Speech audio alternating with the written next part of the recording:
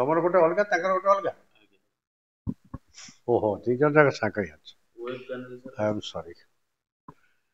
2000 ହଁ ପଚାର ପଚାର।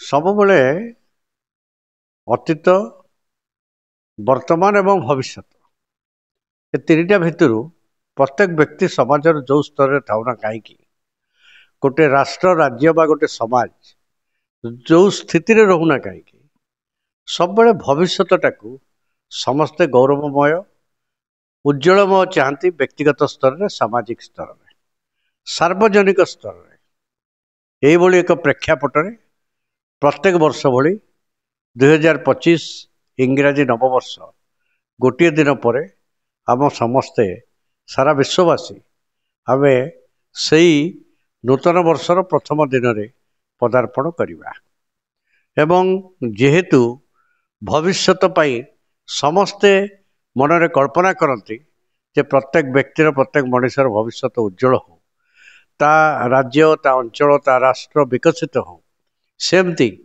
ଆଜିର ଶୁଭ ଅବସରରେ ଓଡ଼ିଆ ଜାତିର ସର୍ବସ୍ୱ ଆଉ ନିଜସ୍ୱ ଜଗତପତି ଜଗନ୍ନାଥ ତାଙ୍କ ପାଦପଦ୍ମରେ ଆଜି ମୁଁ ଏତିକି ପ୍ରାର୍ଥନା ରଖିବି, ସାରା ବିଶ୍ୱର କଲ୍ୟାଣ ହେବା ସହିତ ଭାରତବର୍ଷର ଅଗ୍ରଗତି ହେଉ, ଓଡ଼ିଶା ସମୃଦ୍ଧଶାଳୀ ବିକଶିତ ହେଉ ଏବଂ ବାଙ୍କିବାସୀ ଖୁସିରେ ଆନନ୍ଦରେ ରୁହନ୍ତୁ।